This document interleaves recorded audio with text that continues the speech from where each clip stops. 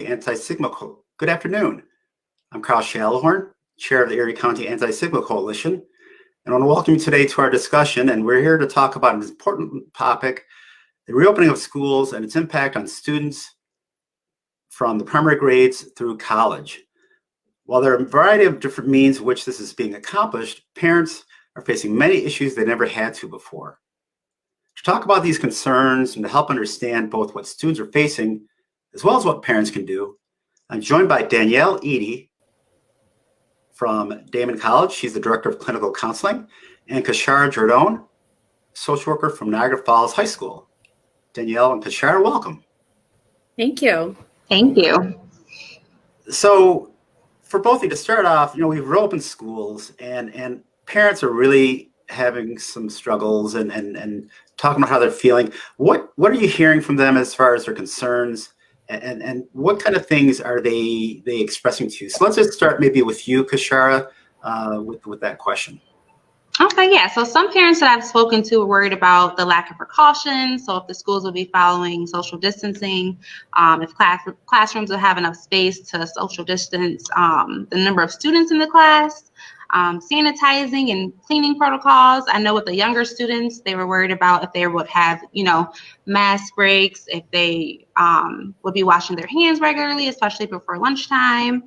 And I also know that some parents were worried about the lack of communication from the schools regarding, reopening and our technology distribution. But our superintendent, Mr. Mark Lurie, he's done a great job with communicating with parents. So via like an auto dialer, he calls every day. He sends out YouTube videos. And he's being very transparent and honest with us, especially about our COVID rates in our schools.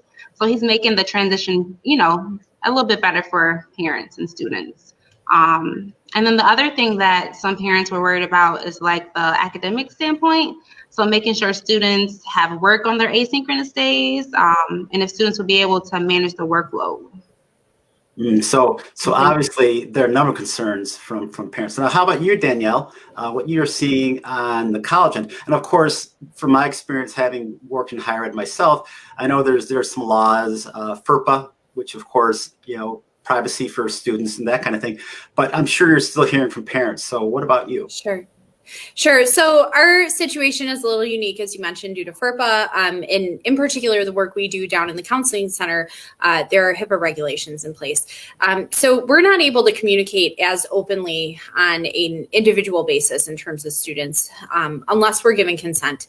But generally speaking, we've really tried to have communication with parents, families, and students as a whole. And we really tried to really initiate that conversation early and openly. And I really think that has helped to parents and students to have the confidence that the planning for the reopening of the fall semester has truly been very thoughtful and thorough. And it really, I think, hopefully creates the reassurance as much as you can have in this situation that we are doing everything we can to keep students, faculty, and all other members of the campus community safe. I think that is really one of the biggest concerns we see on the college end is for many people, families, especially who are sending first year students, someone off to college for the first time. It's a huge life transition to begin with, and it may be a parent's first child going to college. It also might be their last child, and they're having an empty nest now. So there's all these significant life transitions that are associated with this period of time, and now they're being further amplified with the pandemic. There have often been questions, I think, faced by many of us, what if we have to shut down and go fully remote again, as we had to go in the spring? And there's the concerns about making sure that students are being responsible, especially within the college setting. Students are wired for social interaction. So how do we keep that intact, but in a safe way, given the current circumstances? And we're really focusing on, again, keeping that safe for everyone and minimizing those feelings of anxiety so that everyone can be successful this semester. That's really good to hear. And of course, both the elementary, high school, college levels, they are taking the precautions and they're doing what they can to keep the students safe. And essentially that whole message is so important to get out to the community and to the parents so that everyone feels a little bit more assured. Now, Ka'Shara, of course, when it comes to some of the things that are going on, in elementary and middle and high school, many of these responsibilities are falling on parents, of course, because sometimes, like you said, there's different schedules. Sometimes students may be learning hybrid. Other districts are learning completely virtually. So what are some of the things that you would offer to parents as suggestions for them to be able to have strategies to help their student or their children while they're at home to kind of balance things and make sure that first of all, their students are still learning, but also to help maintain the mental health of their child? Yes, we definitely understand that it can be tough, especially if you are working full time and you have younger kids at home, you have to help them with remote learning. So I would say set and keep a schedule for kind of like create like a daily routine. I think routines give a sense of stability for children and teens, just so they know like every morning I'm going to wake up, I'm going to eat breakfast, I'm going to log into my classes at this time and do my work at this time. So I know with our district for remote learners, they are required to log on for Monday and Tuesday. Wednesday is a shorter day for them, so they will log on, and Thursday and Friday. Those are days where they can ask their teachers questions that they may have or complete the work that they need to do for those days. So another thing would be is to help them just to understand and not teach. I think that's where a lot of parents are struggling at. They're trying to teach their kids instead of helping them understand the work. So that is a huge stressor that I've been seeing with students. And another thing, I think the biggest thing is to reach out for help. So use your resources that are available through your child's school. Most of our schools in our district have school social workers, and we're here to help. Like I have a caseload with just my remote students, and I reach out to them on our Microsoft Teams to see if they are struggling with anything and let them know that I am here to support them as well as their family. That's excellent. And so just so those who are viewing, remember, you can always type in your questions in the comments, and we will be sure to try to address those as we can throughout the conversation today. Now, this is certainly for both of you when it comes to school activities. And we've been hearing a lot in the news recently about sports, but we also haven't heard much about other activities like music and the arts. But these activities are being curtailed for students, and many of them are feeling like they may be missing out, and it's really difficult for them. So, for instance, you might have a high school senior that is looking to go on to college. They might be impacted, whether it be for scholarships or for pursuing their interests, whether it be music or art even. And then you might have college students who might be, say, graduating or even in college and not being able to take on their college activities or sports. What would you say about that? And what are you hearing from the students and parents about this? And I'll just go with maybe Danielle first. I think generally speaking, there is a large degree of understandable frustration, but I think there's also an understanding. And the reality is that this is such a unique situation. And I think it's fair to say that when this all started at March, the operating, thought was this is going to be till the end of the semester, and then things will theoretically be back to normal. And I think that now that we understand the magnitude, the reality is coming to a place of acceptance that since this is such a new situation for everyone, no one has the answers, not for lack of wanting to have them, but we don't know. So I think, again, the key thing is just maintaining that open communication with everyone. I know at Daemen, our athletic teams meet regularly with their coaches and with the athletic director, and they have really been in constant communication throughout this. So that, I think, has helped alleviate some of it.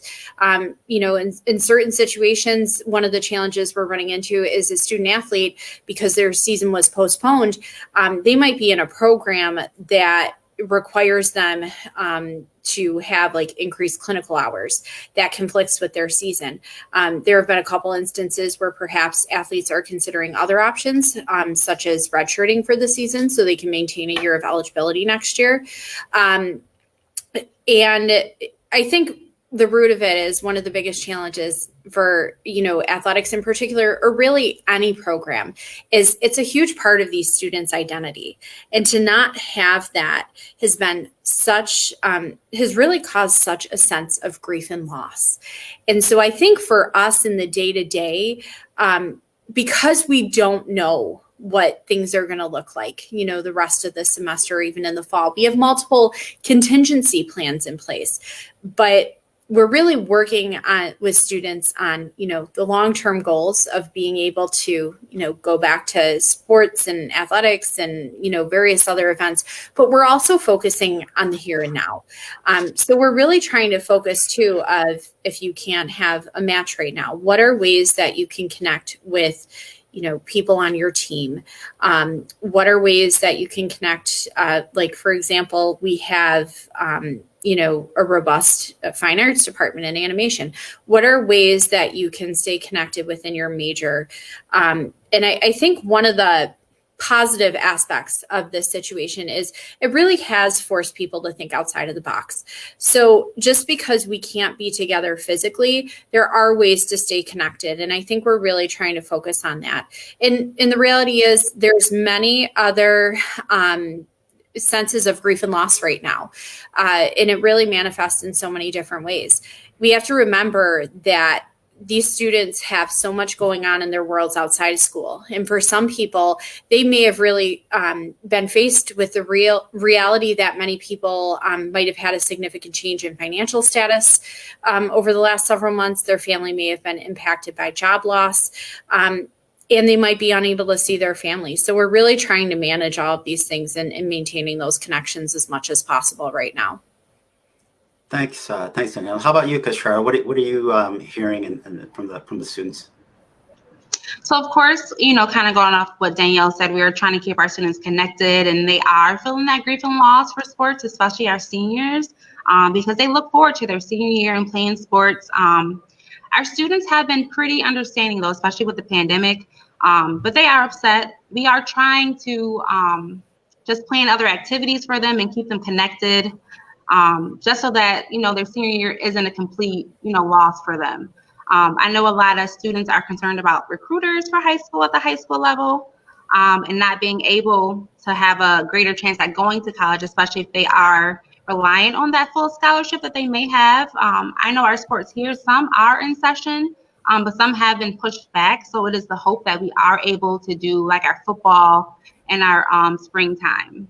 So I think the students are pretty understanding. So I just actually have a question that came up through our Facebook comments. And remember, you can always type in your comments or questions on your the comments section of Facebook. So this is for you, Ka'Shara, and I'm going to just read this here. Emotional education and connection are so important right now, but a lot of pressure is put on the teachers. How could these things be implemented as well? Oh, I just got a notification come up that I have to get rid of on my screen. As well as the high school level. When students aren't with the same teacher all the time as they may have been not have the same home group at the same time. So what were you hearing, or what were you saying as being the issues there? So I would say that, a thing that teachers could do to feel more connected is maybe do like a daily check-in right before class starts. I know it can kind of be hard because you only have a limited amount of time, but do a quick check-in, see how they're feeling. And if a student says 1 to 5, I'm on a 5 today, I'm not really feeling it, maybe refer to like their school counselor, their school social work, and then we can do more of an evaluation to see exactly what the student needs. It is definitely hard, especially with the connection aspect. I know teachers in my building have kind of voiced to me that part is hard. It's hard to track remote students remotely and teach and think about like tech issues that they may have. So I would just refer them back to, their school counselor or school social worker, and then we can kind of, take it from there. I know in our building, we do have a mental health counselor. I don't know if this question was just for Niagara Falls City School District or just broad, that is doing remote sessions as well. So we have her come in, and then she has remote sessions for those remote students who aren't able to come into the building. So let's just explore it a little bit further. And this is once again for both of you, as far as essentially the mental health of their students, whether it be, at the high school, middle school, grade school level or college. This is certainly something that is on everyone's minds. I've been hearing this from parents of all, ages with their students and their children. What do you think are some of the things that parents may need to be aware of, what they need to be looking out for with their child? Of course, with students at home, it's obviously easier to see. In college, certainly not so much. You might have someone who's away from home, and you might only have this kind of contact, virtual, where, of course, you might see them for 15, 20 minutes, check in, but you really don't know. So first of all, Danielle, in your situation at the college level, what strategies would you give to parents to help them?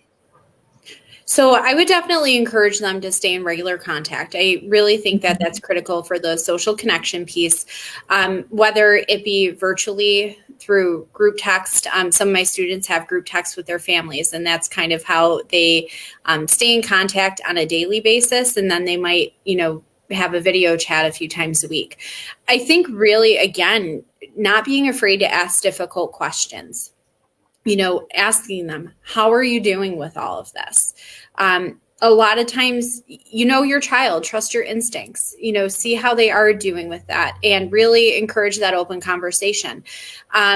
I think also too, validating, their feelings if they are having a really difficult time. We really are seeing many unique kind of pockets of students. Our first year students are students who experience a tremendous amount of loss during their senior year. They didn't get to go to prom. They didn't have a traditional graduation, all of those things. And now they're starting college in a very non-traditional way. So I think really just continuing to engage in that open dialogue. And then we also have additional stressors that, people might have going on, in your students, their specific situation. Maybe you are a parent to a senior who is hoping to get a job after this or was hoping to apply to grad school. And those are all, again, very overwhelming situations. So I think, again, that validation and never underestimate the power of listening. I think sometimes, as members of campus communities or, school systems, or even as parents, we really want to go quickly to that advice and wanting to make everything better. And the reality is this is such a difficult situation that there are no right answers. And I think really just showing that you are willing to hold space and be present and listen to your child without judgment, I think can be very powerful and go a long way. And I think it'll really help foster open communication amongst parents and their children. And the important thing to remember is while this seems impossible and overwhelming at times to perhaps get through, there will come a point in time where this will get better and the situation is going to change. Thanks, Danielle. Of course, this is important. And I think some of the things you talked about just now are universal that transcend to the younger grades. So, Ka'Shara, what would be your response as far as what parents should be looking out for and how they can help their students? So going off back on what Danielle said, so be an active listener, definitely validate their feelings. Just be aware of the signs and symptoms of if your child has anxiety or depression, help them identify those triggers and what triggers them, and also go along with that to get healthy coping skills. Like if they like to journal, if they like to draw, things like that, listening to music. Just be in tune with your child. And, like Danielle said, that family group chat is amazing. Keep in contact with your student. And also don't be afraid to seek professional help when necessary. So, and this is a kind of a quick follow-up, but what kind of online resources can parents, this is for either you, online resources that parents might be able to go to find out more about how they can help their child? There is the National Institute on Trauma that they can go to. They can go on there. There's also different apps that kids can use, especially to get more resources. There's like a Calm app that you can use. I can have some resources sent over and we can put it in the Facebook if that's okay. Yeah, that'd be great. Anything you could be share, Danielle? Sure. From a higher ed perspective, some of the popular resources would be like the JED Foundation. They are a very good resource. And, I think, again, it really depends on the specific situation. But if you are concerned about things like depression, NAMI is a very great resource. And I should point out, too, that today is actual National Depression Screening Day. So that's something we really try to be mindful of. And I know on campus today, we're actually having an event that has, grab and go components. It's meant to be physically for that in-person engagement. But we're really trying to, again, use any opportunity we can to highlight these issues so people feel more comfortable talking about it, whether it be with their peers, whether it be with their parents. So I think it's just important to reinforce to parents that a lot of these conversations are going on college campuses in particular. So we really want to make sure that we're keeping students engaged at all levels so they can, they feel comfortable reaching out. And as Ka'Shara said, we really want to make sure that students are using this as an opportunity to really strengthen those coping skills, because that's a very critical thing right now. Thank you. So just so our folks who are watching know, NAMI is the National Alliance on Mental Illness, and the JED Foundation is a organization that focuses on suicide, but it also has other resources like Transition Year. I believe that's a really good one for students going to college. And also I want to mention real quickly the Mental Health Advocates of West New York, which covers a lot of information that's available they have a 20-something virtual group. They have a teen support group that's online. They have a parent support group. So don't forget also about the Mental Health Advocates of West New York. I just had to throw that in. So another question from Facebook. And remember, please put your questions into Facebook and we will try to answer them. So we have another one here. How do you suggest dealing with anger from students associated with all of the COVID restrictions? Of course, students are really in a position where, well, first of all, we're all struggling with this. Like you've been talking, the grief, the loss. But if you don't know how to manage those feelings, it can come out in a maladaptive manner. And sometimes it's the way that we behave. And anger, trust me, even the best of us have really, maybe said or done things that we might have regretted later. But anger is certainly a feeling that many people have felt, but students are certainly feeling that and express it. So how would you help them? I think a starting point is, again, to just listen. I often find that anger is typically a response when there is no other response. It's a default go-to, especially I think in, children and adolescents. If someone does not know how to express themselves, it's going to come out in that way. And I think especially from the parent perspective, it's really important to remember that if your child is angry, it's not because you did anything wrong. It's not because you're not being supportive during this time. It's likely because your child is incredibly overwhelmed and does not know kind of how else to express themselves. And so I think it's really important to just take a step back and again, to have that conversation, but also let them kind of drive that to a certain extent. Sometimes, children and adolescents and young adults, they might feel frustrated if they feel like they're being forced to sit down and talk about something that they're not to that point. So I think just reassuring them, I'm here for you. I'm here to listen when you're ready to talk. And again, going back to the validation, like I can understand that this is a lot for you to deal with. I think try to avoid certain very firm responses, like I know how you feel. And while that, it's something that everyone is going through it in their own way. So really, make sure that you reinforce that it's okay for them to feel this way. Their response is unique to them. They have the right to feel that way. And again, reinforcing that you're there to support them. Thanks. Ka'Shara, do you have anything to add? I think Danielle covered it all. It was pretty cool. I think she covered everything. Excellent. So now we do want to move on to another Facebook question, and then I'm going to go back to our questions we have. But this is important. It says, I'm a college student who'll be taking my fieldwork shortly at a local high school. What advice do you have for me when connecting with the students during the time of social and pandemic unrest? So I guess, Ka'Shara, that's for you. Okay. So I know that here in Niagara Falls City Schools, we have a hybrid method. So students come twice a week, so Monday, Tuesday, or Thursday, Friday. So I have 2 interns now, and they're both in college. So what I have them do is just come on the days where students are here so that they can interact with students. we can see students as long as we, practice social distancing and wear a mask. So I would just suggest maybe speaking with whoever your field educator is about seeing what days you can come into the building and meet with students remotely. It can be kind of hard.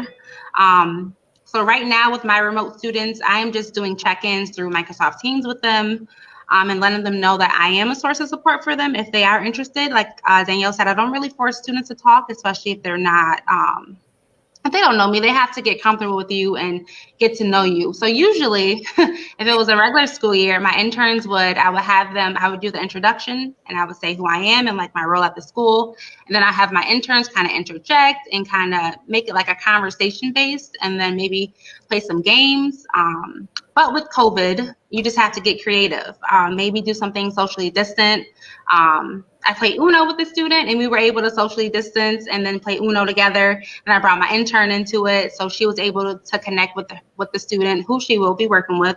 So you just kind of have to get creative with things. This is new and different, but just get creative. Yeah. And I think, of course, right now we're in a situation where you're hearing that across, I don't know if we want to use organizations, industries, businesses, whatever, is the idea of creativity. But what do they say? Innovation is from necessity, is from innovation. Whatever that saying is. Necessity is the mother of innovation, I think it says. But really, that's what it comes down to, is because we're in these situations where we have to be creative. And I think we're seeing that happening as we speak when it comes to the way that education is being provided to students, the way that we're adapting. Literally every single day, we're learning about best practices. And it's happening, as we speak. And I think, hopefully when we come through this, we'll have learned a lot of things along the way. Some things that do work, some things that maybe don't work. But also I want to acknowledge too, that there are different challenges that maybe districts experience. Of course, some districts that we know may not be as well resourced as others, or things like that. But the point is that when it comes to the mental health of our students, we want to make sure that they are able to be supported universally. And of course, that's important too.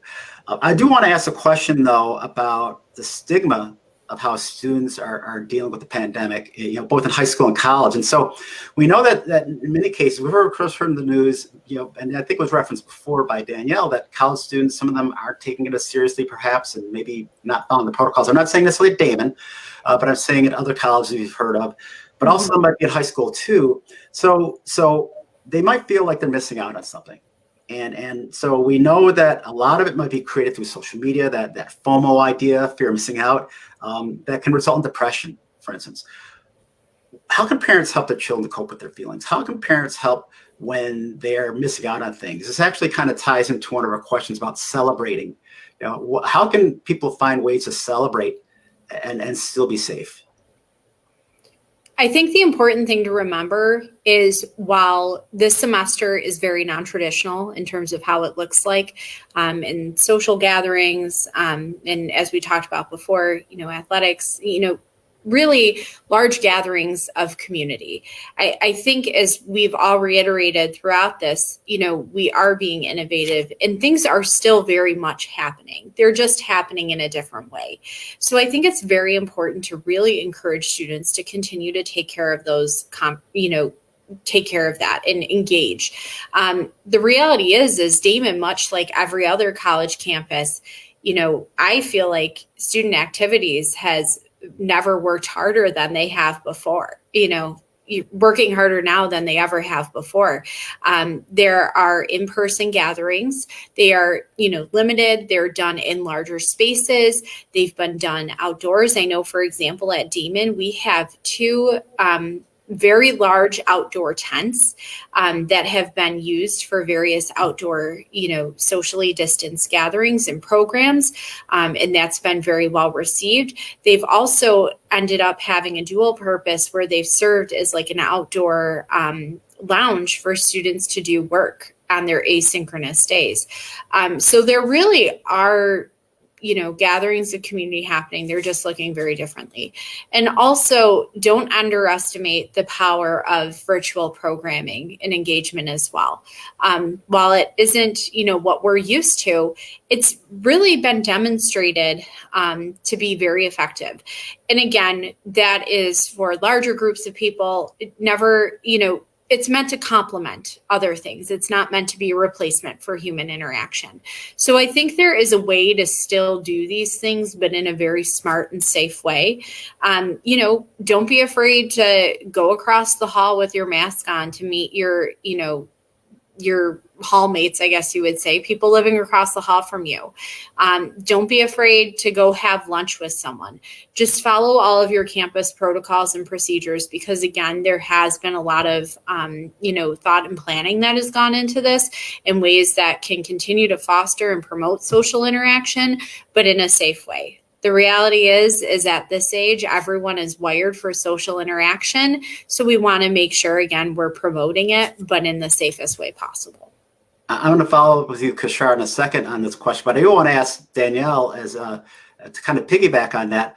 We know that students are certainly missing out on that socialization and even the partying aspect, of course, which is part of campus culture in many ways. Do you think that might be leading to depression in some students? Is that some reason for concern that by missing out on this socialization, they might be having some kind of effect on their mental health? Sure. I think it's a very real concern. I think a lot of times lack of socialization leads to those feelings of isolation, and that can be a precursor or a symptom of depression. That being said, we don't want to pathologize everyone, everything and start diagnosing everyone with depression. But I think there are things to be very aware of and cognizant of when talking to your student. Are they going out and doing certain things? And again, I think it's encouraging them to go out and do these things in a safe way. And I think there's certainly a way to go and attend various campus activities or school-sponsored activities versus going to large gatherings off campus where people aren't wearing their masks and engaging in the proper protocols. So I think it's finding this balance, and again, it's not going to last forever. It's for now. And it also comes down to that piece of making sure that we're also encouraging students to be responsible. The reality is you don't know where everyone you're interacting has been before that. And we want to make sure that we're keeping every student safe, every member of our campus community safe, because that is a critical piece to us continuing to be able to function to the level that we have been at this time. So Ka'Shara, how about you going back to the original question when it comes to even high school students who maybe not be following the protocols so well, maybe especially outside of school? I mean, I know sometimes I'll be in my neighborhood even, for instance, and I'll see, kids who are obviously not siblings who aren't either wearing masks or whatever. And I'm not trying to say specifically what's going on with them, but, it may be a little bit concerning. So how would you encourage parents to help their children to better understand the need to be safe, but also help them with any feeling that they are struggling with these things, to be able to have some fun, and especially for those who may be feeling this restriction of not being able to do what they used to do, that might be affecting their mental health, if that makes any sense. I think that if parents just explain to their children that they can still do things and have fun, but do it in a safe manner, like wear your mask, stay socially distant, even doing things with friends and families outside of school. As long as you're socially distant, I think you will be okay. I know at the high school we are working on different activities that we can have for our students. I am a class advisor for the class of 2023. So we basically raise money for our senior class. That is our ultimate goal. So I know the junior and the senior class currently right now, we're trying to figure out, activities where students can feel connected to other students, and we can still have fun and do things. So we're trying to figure out what activities we can do to maintain social distance and wear a mask. So I think it's just going back to what Danielle said, also be an active listener. Listen to your children, validate their feelings, let them know this is a real thing. And I think just take a social media break. Sometimes that can help with things, because social media can be very overwhelming, especially with the last 6 months with everything going on in the social media world. I think that is a big one too. That's a really great suggestion right there. I think for all of us, not just for the kids and then for the parents, but everybody. Social media, take it. Even though we're on social media right now, sometimes you need a little bit of a break. So now let's talk. So we're just talking about stigma when it comes to. Oh, real quickly, if you have questions, folks, please put them in the comments. We'll be trying to answer them. And just as a reminder, you can certainly do that as we go on here. But I want to talk more about stigma, but the stigma associated with teachers and faculty. So we have, of course, the teachers at the primary, middle school, and high school levels, and then, of course, college faculty. And that way they're responding to the stress. Oftentimes, we're hearing all this about the students, but what about the teachers? So we know that teachers oftentimes feel the pressure on a lot of levels. And so how do we help the teachers and how do we help the faculty? So Danielle, how do we help the faculty that might be feeling the pressure of teaching in a new way that they never had before? I think it's really important to really tap into those built-in supports, for faculty and staff, your department or your division. And I think it's really important to go back to the fact that we are all human. We are all trying to figure this out, and we're all wearing many hats. And I think one of the interesting things last semester when we went from being fully in person to fully online, overnight, and it was something we consistently saw across settings and institutions, you would be video conferencing with someone and you would see all these things in the background, and it kind of was like a peeking glass, looking glass into their life beyond their job. And I really firmly believe that in many ways, everyone is managing the best they can. And really reiterating what we talked about earlier, this is a first time for all of us, and there is no roadmap. And I really credit faculty, staff, and students, and really everyone who's been affected by this situation. I think a lot of people who've been able to successfully navigate it, it's because of this constant ability to pivot and shift. Because the thing that's important to remember is behind the scenes, there's these ever-changing rules and regulations, whether they be organizational, whether they be governmental, and we have to make sure that we are following all of those. And then that often leads to a shift of course content. There have been, I know, speaking, to our situation, in some situations to allow for social distancing, class times have had to be altered and shortened. So we're still trying to take this content, compress it, but still deliver it in a meaningful and valuable way that is also engaging to the students.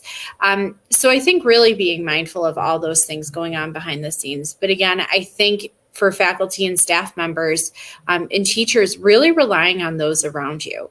I think that sometimes by having those conversations, it's very helpful in the sense of the mutual peer support and being able to maybe share frustrations or challenges and to be able to openly share that with people who probably understand more so than other individuals in your life. But I think also one of the helpful things of being, in a campus community or in a school community that's helpful and really beneficial is by having those conversations, you might be able to pick up certain tips or strategies for handling things. I know for myself, working in the mental health world, one of the things that I value most is every month we have an area directors meeting, and those have been happening virtually. And all of us come from institutions of varying, size and have very unique campuses and challenges, therefore, in comparison to one another. But I always leave that meeting in the sense of feeling very refreshed and reassured of, we aren't the only ones going through a specific challenge right now. But it also gives some unique insight and perspective into how to maybe do things in a different way that would be beneficial. So I think really leaning in to those supports that you have and taking full advantage of them. That's really, really good suggestions there, Danielle. In fact, I think I mentioned even before we got on that I taught at Daemen last semester in the spring when this all happened, and I, of course, going from in-person to virtual. And I realize how valuable that support is, especially at the very beginning, it was the IT support because we had to all transition into using, the virtual platforms, even though they were used to some extent, but then it became everyone had to use them.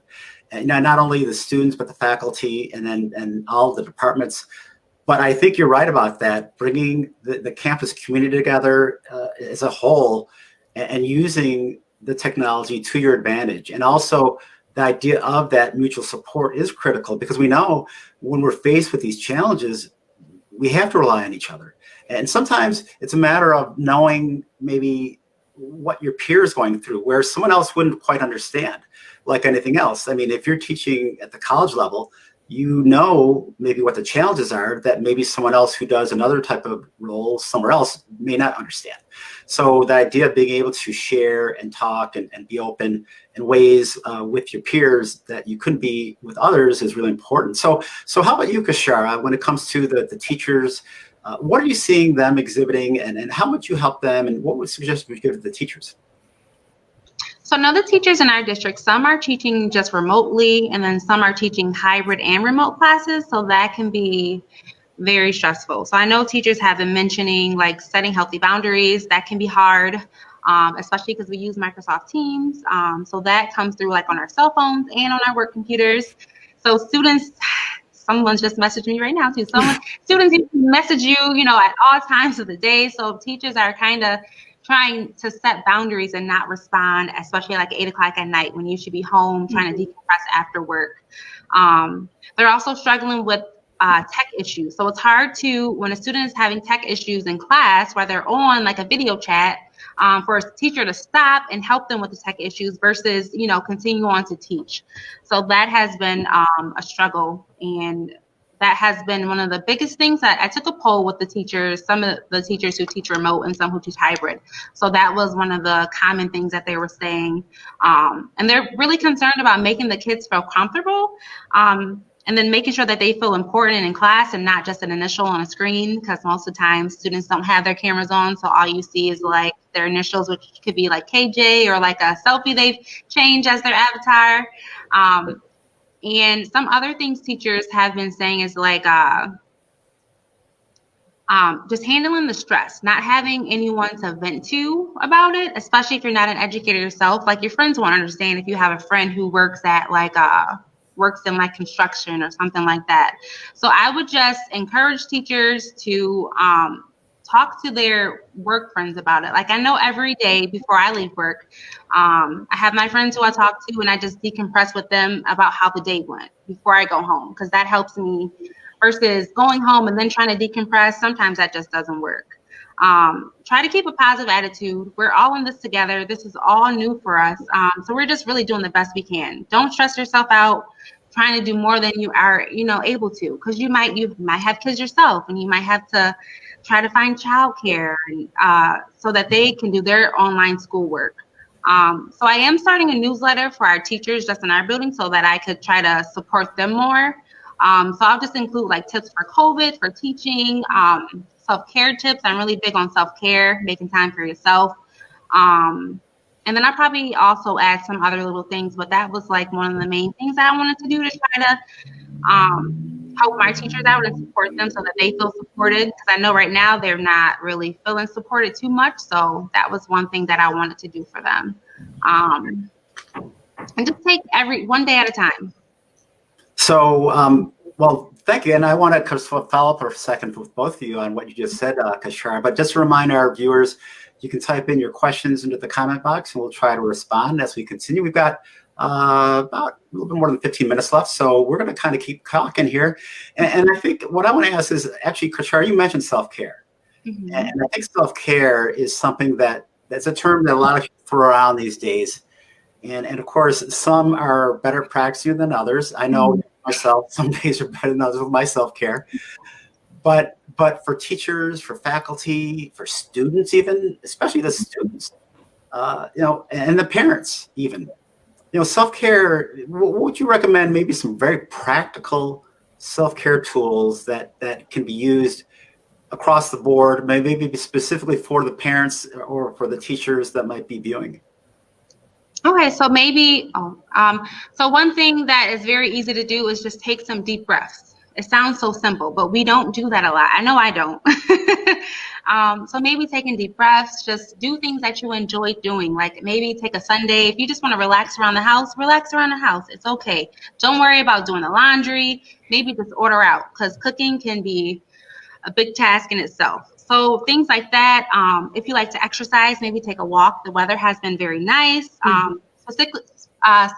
Specifically for teachers, like you can walk around our building after school hours, just walk around the track.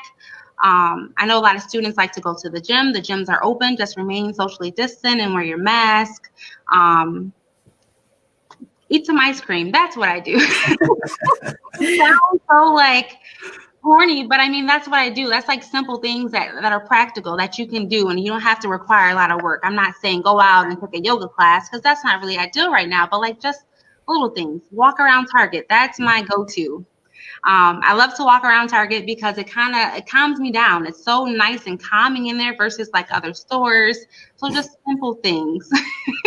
This is not a promotional It's not a promotional plug for Target, folks. So Ka'Shara's not getting any kickback from Target for her statement there, just so you know. And talk and let people know how you're feeling. If you're having a bad day, call your friend, call your mom, call your dad, talk to your dog, or whatever you need to do to just decompress and just to help you out.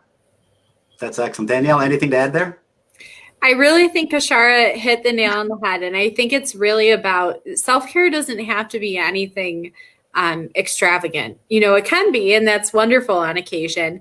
But it's really about finding realistic and sustainable things each day. I know for myself, with the pandemic, something I do now is I wake up earlier in the morning and I go for a walk around my neighborhood. And I find that it definitely helps me kind of mentally get in a better place and prepare for a day of supporting those around me. I think sometimes, generally speaking, as clinicians, we're not always the best at practicing what we preach. And I think the same thing often probably extends to teachers and faculty members as well.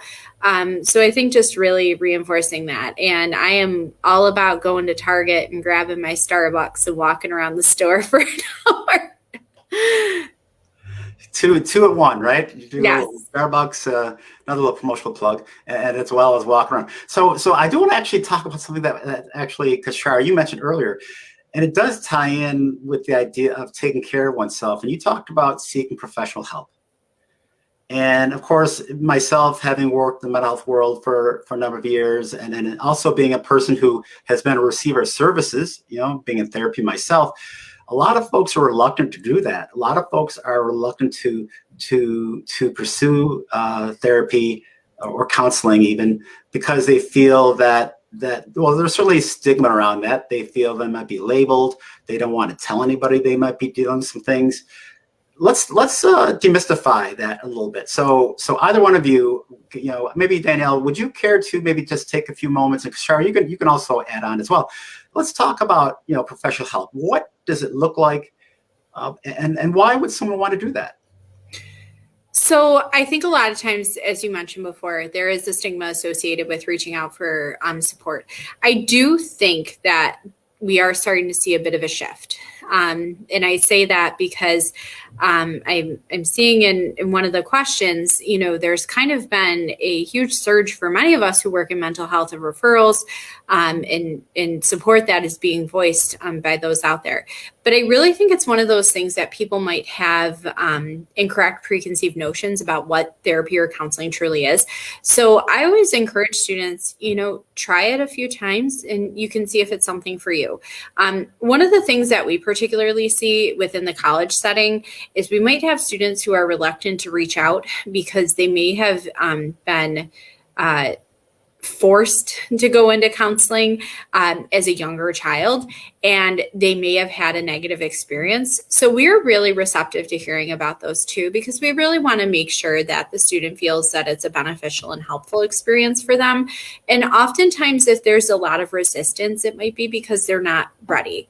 And again, we just try to reinforce we are here when you are ready.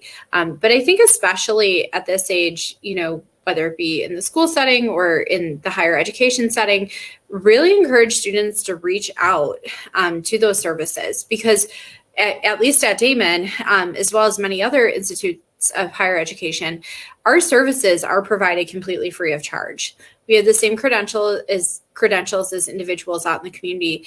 And one of the challenges we're seeing is if people, want to go out into the community, which is perfectly fine, and we encourage that, refer as appropriate, but just due to the huge influx and everything going on, it's very common for people to have to wait several months to get in.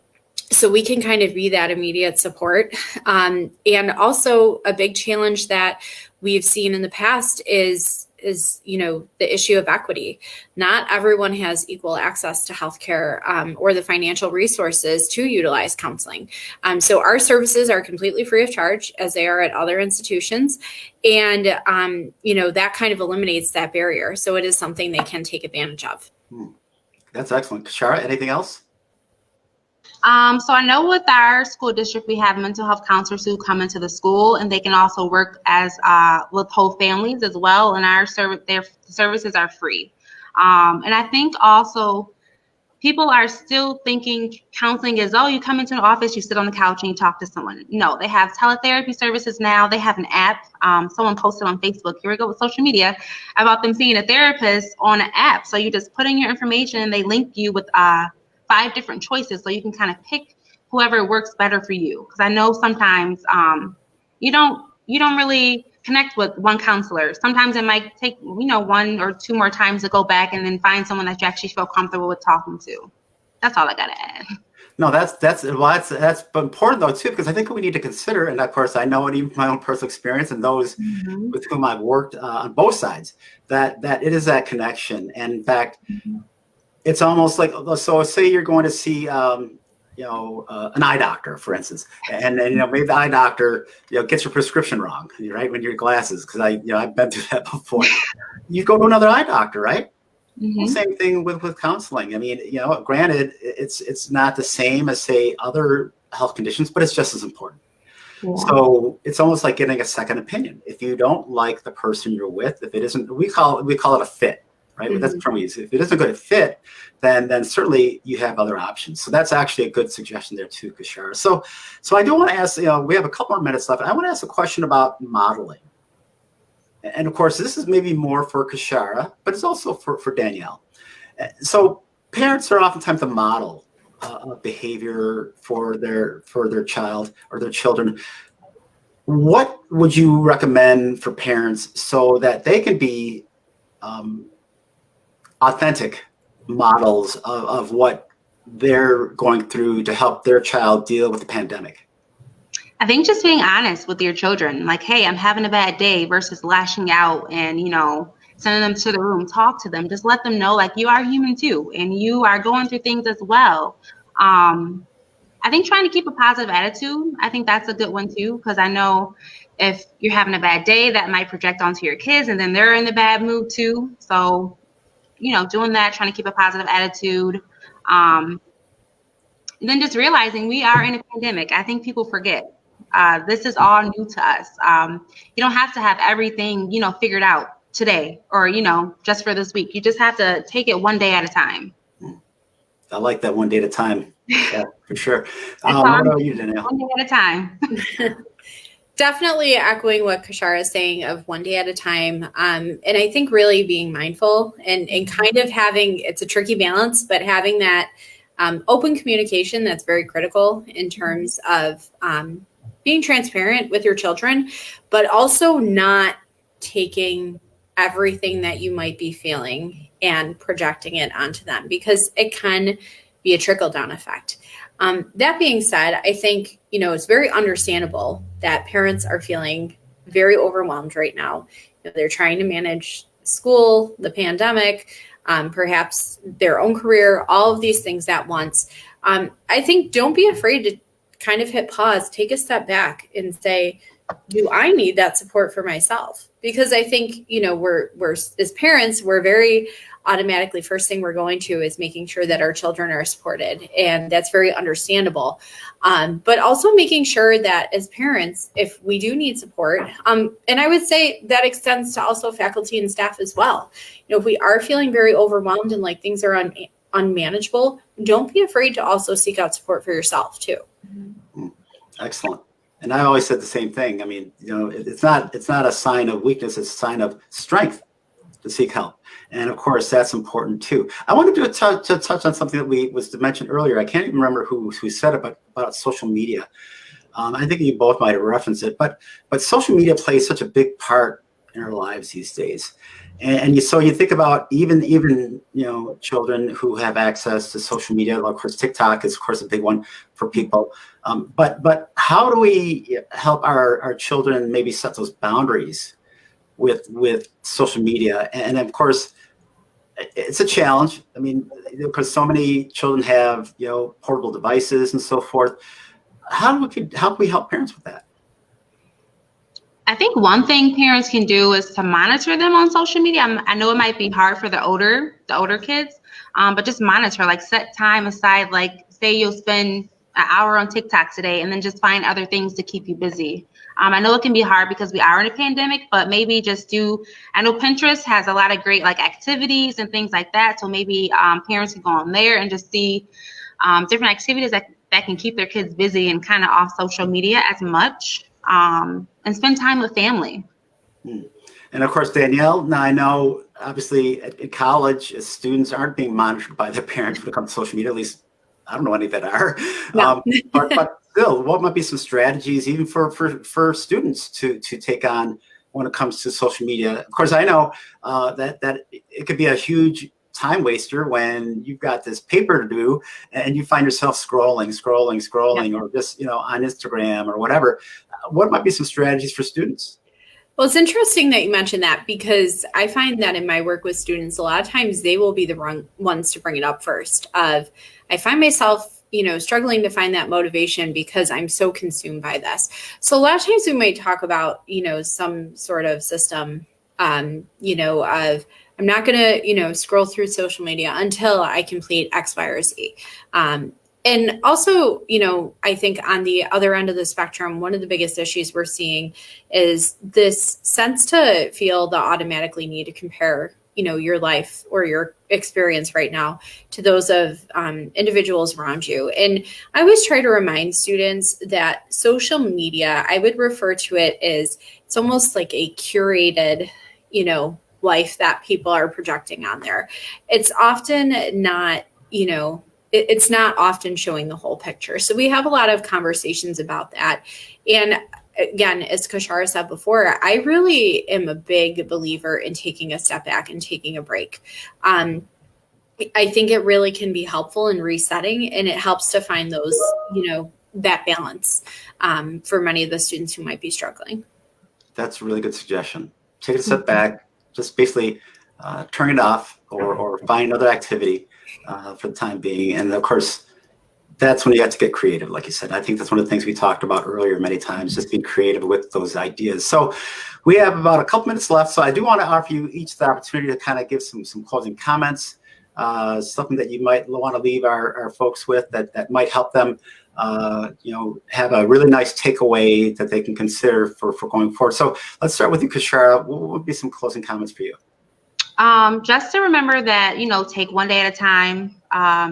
Take time out for self-care, especially for educators. Just talk to your administrators if you're feeling stressed out. Take a day off. It's okay. Advocate for yourself. If you need more support, then you have to say something. Speak with your colleagues. Just build a support system for you, especially now during this time where things are crazy. I would just say, just remember to take a pledge.